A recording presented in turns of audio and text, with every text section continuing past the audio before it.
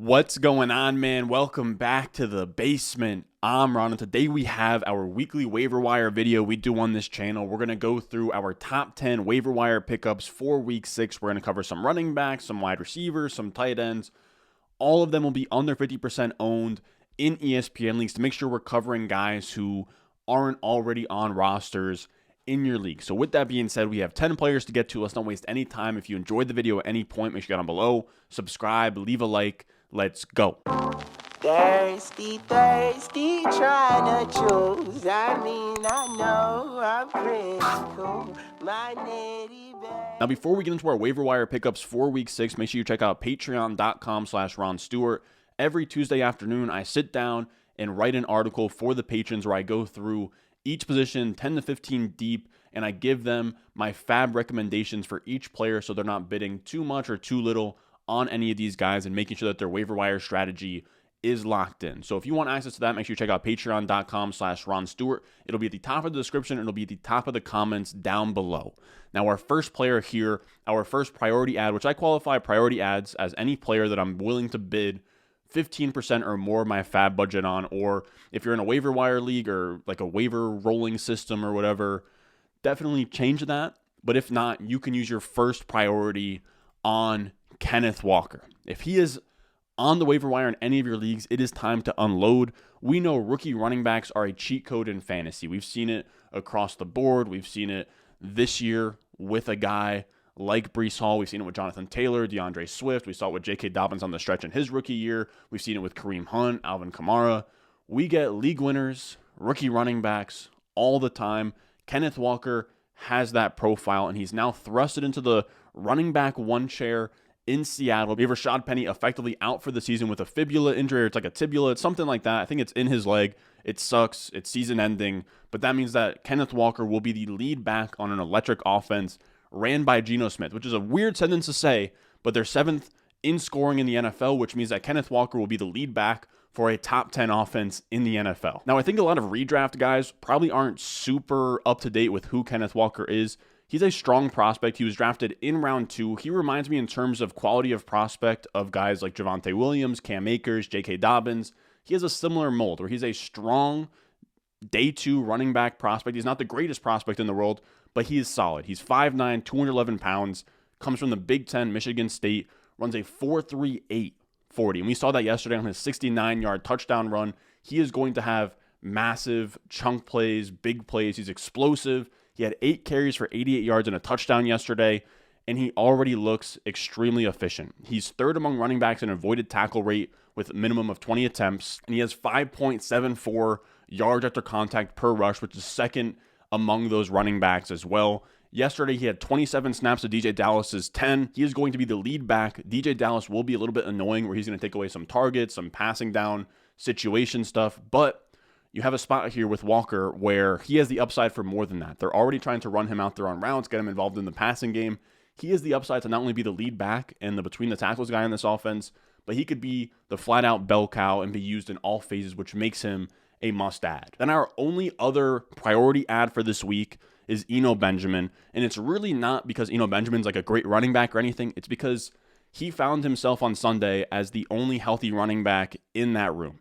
James Conner left early with a rib injury. Darrell Williams left early with a knee injury. So you had a spot here where Eno Benjamin played 97% of the second half snaps. He ends up with 8 carries, 21 yards, a touchdown, and he had 4 targets for 3 catches and 28 yards through the air. Now, it was only 14 points, but the main reason you want Eno Benjamin or why you want to bid on him is because of the other running backs in his backfield. It's going to depend how long James Conner is out or Darrell Williams is out, and we don't have the information yet, but as long as either of those guys are out, Eno Benjamin will see an uptick of touches in an injured backfield on an offense that runs a lot of plays and scores points. So he will be very interesting, which then takes us to our ads here, which are just guys that I'm bidding, a few dollars on or sort of waiting until after waivers run through and just adding them afterwards. And first up, we have Brian Robinson. Now, he's like on the borderline. He could be a priority ad, but I'm a little bit hesitant to go crazy. Like, I'm not bidding like 20%, 25% on Brian Robinson. If you want to,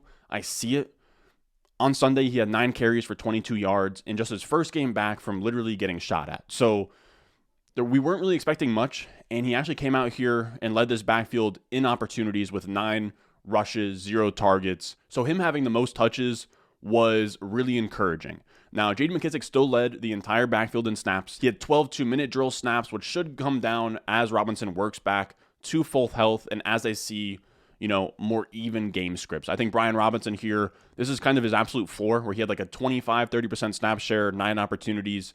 He'll keep working back from this injury. He'll get more touches. The only real issue I have with his upside case, his pass catching ceiling is capped by J.D. McKissic. I don't think that he is going to beat out J.D. McKissic for those 3rd down or 2-minute drill snaps.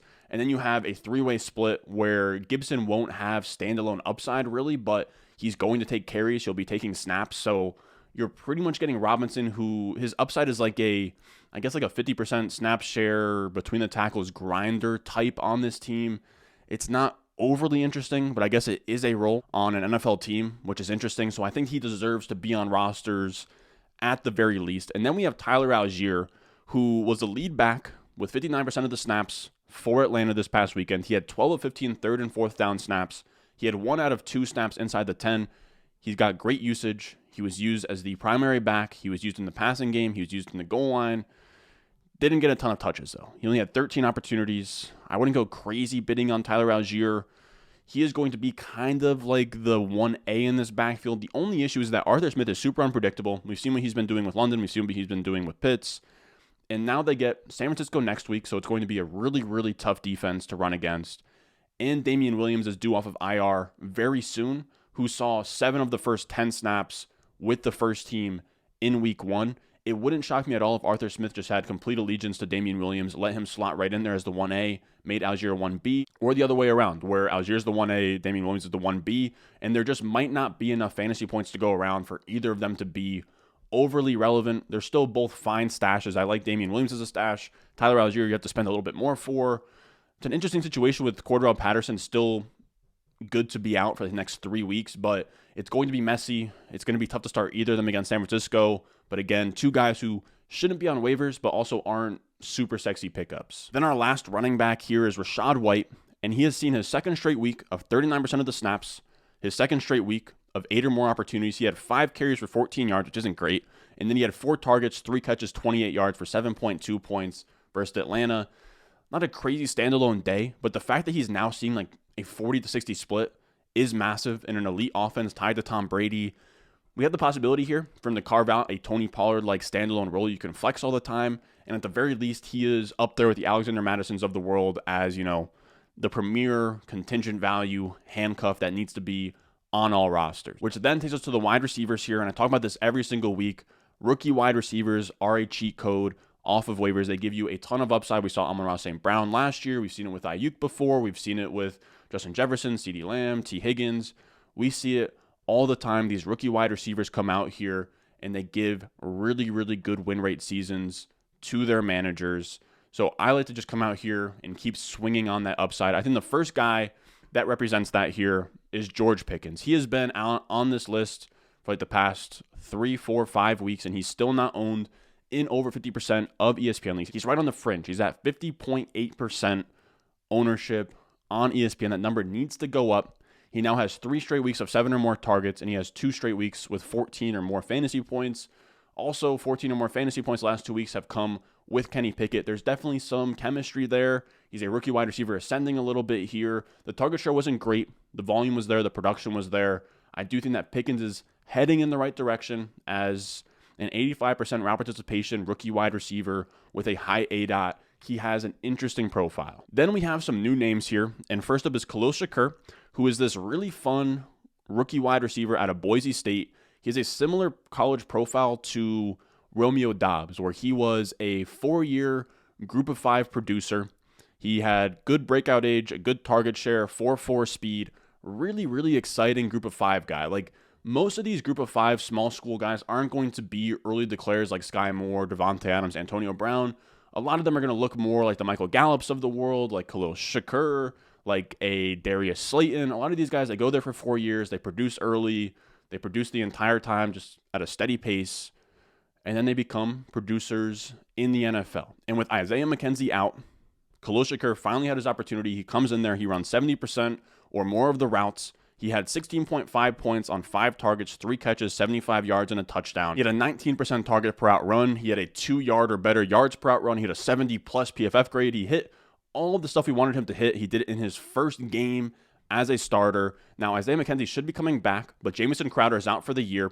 And Isaiah McKenzie isn't this like super explosive slot wide receiver. They do like him in Buffalo, but he's not a special difference maker at the wide receiver position. So Khalil Shakir showed enough to me that he's at least drawing live to make that a competition, right? Maybe they do it like Crowder and McKenzie where it was a 50-50 split, or maybe he just beats out McKenzie outright for that slot position. I think the upside there is enough to want to bid on him. Then our last rookie wide receiver is Alec Pierce. He's a big play wide receiver at 6'3", 208 pounds, 4.4 speed, second-round draft capital. He doesn't have the most analytically sound profile out there, but the draft capital is there, the size is there, and he's starting to flash a little bit. Where he impressed me on Thursday, I thought that he looked like one of the only players really helping moving the chains for the Colts on Thursday. He had one of these catches where he was right there with the corner, looked at the corner, picked it off, and he just made a crazy grab. He was making clutch plays the entire second half. He had 9 targets, 8 catches, 81 yards. He had 16.1 points on the day.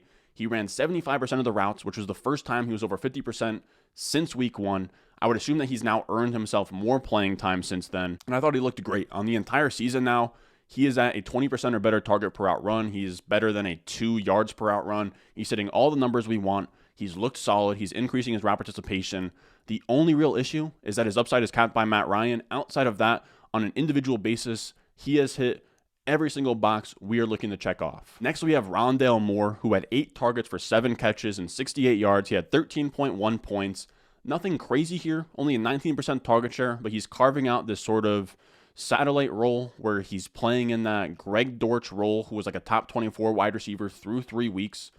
Not a ton of upside in this role, but he's a fine add as a PPR option that you can kind of flex here and there when you're in a pinch with these bye weeks and these injuries this deep into the season. Then we have Corey Davis, who is another like unsexy wide receiver pickup, but he led all Jets wide receivers this past week in route participation for the first time this entire season. He ran 92% of the snaps, and he's a similar profile to Gabe Davis where he isn't going to have like over a 20% target share, but he's third in the NFL on ADOT about 15 yards downfield, which means if he has one of those games where he has like 6 targets and he connects on like 4 or 5 of them, he's going to end up with like 5 for 95 and a touchdown. So you kind of get a lot of upside where if he hits, he really does hit, which makes him kind of a quality like wide receiver 4 on your team. Again, nothing crazy, but he is quietly the wide receiver 30 on the entire year. There's not a ton of upside, but he is somebody you can flex when you need to. Now, our last wide receivers here are going to be Kadarius Toney and Wandale Robinson, a pair of wide receivers that are probably on waivers. Neither of them played this week for the Giants. And it really isn't even about Kadarius Toney and Wandale Robinson, who I think are both talented. Kadarius Toney showed a lot last year to like about him, and Wandale Robinson had one of the stronger analytical profiles in this class. But when we look at the top 4 wide receivers for the Giants right now, you have Marcus Johnson, Darius Slayton, Richie James Jr., and David Sills. These guys, I can't believe that this is a skill position group or a wide receiver group for a 4-1 team. Darius Slayton's like the only name that has ever done anything before. Richie James is a slot wide receiver that got banished from the 49ers over, Jawan Jennings, Trent Taylor, that sort of tree of talent. Kendrick Bourne as well. David Sills is like a day 3 guy out of West Virginia. Marcus Johnson, literally could not even tell you who Marcus Johnson is, where he comes from. I want to say he played for the Colts at one point. It's ugly all around, but this offense is good. Dable is calling up amazing stuff. I can't believe that he is 4-1 with this wide receiver group. He's running Wildcat with Saquon Barkley. He's coaching his ass off. I do truly feel that this wide receiver room is wide open. Both of these wide receivers are very talented. One of them should be in line to be a difference maker for fantasy if they can simply just get onto the field. And for our last pickup here, we'll talk about a tight end. We'll talk about Taysom Hill, somebody I haven't really talked about this season, but I think he deserves being talked about after having an insane day.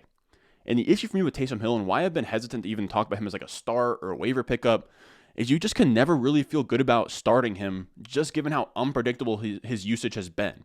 But he is the tight end 3 in points per game at 14.7 points per game, despite only having 1 catch that came in week 1, and he only ran 3 routes in week 5. But in week 5, he had 9 carries for 112 yards. He had 3 touchdowns on the ground. He had a passing touchdown. He had 2 carries inside of the 10 to Kamara's 1, or it might have been even 3 carries inside of the 10. He's just in this weird spot where you can't project his weekly opportunity. It's very hard. You can't really project him for routes. You can't really project him for carries. You can't really project him for pass attempts, but he somehow gets out there and he does all right. But given how ugly tight end is, he's definitely somebody who's viable, where especially if there's games out there where like Jameis Winston isn't playing or Michael Thomas or Kamara and they're down difference makers, that's when it seems like Taysom Hill goes out there and performs. Again, it's extremely difficult to know when to start him, but he's not somebody who should be on waivers just given what we've seen from him so far. So if you're struggling at tight end, I do think that he is definitely someone that needs to be picked up. He played the most snaps he's played all season last week. I believe it was like just over 30% of the snaps. And when you play like that and you have over 100 yards and 3 touchdowns, you're kind of the X factor in this win over the Seahawks. He is in a spot here where snap shares and everything aren't static, right? That can grow from 31% to 40% to 50%, sort of like Cordarrelle Patterson last year, where if Taysom Hill is going to keep balling out like this, he can earn more snaps, which does make him interesting. Now, that is going to do it for us today, fellas. Again, make sure you check out patreon.com/Ron Stewart to get this complete list of free agent ads, like 5 to 10 to 15 at each position, going over exactly how much of my waiver wire budget I would be bidding on those players. On top of that, for the Patreon, you get my rest of season rankings every Wednesday. You get my weekly rankings every Thursday that are updated Sunday morning. And on top of that, you get a Sunday morning start sit live stream where I help out the patrons on game day to make sure everybody's ready to go, pending whatever injuries are happening, whatever last minute news we get, to make sure we're all locked and loaded for our week at hand. Now, with that being said, if you enjoyed the video, make sure you go down below, subscribe, leave a like, and I will see you guys in the next one. 10-0, Chatham's on. Foolies glad I'm home. Even my haters kinda glad I'm on. Rest in peace to my vagabond. Rapper, song, singer, suspended, subpoena from misdemeanors. Dreamer, held back asses, Loki still a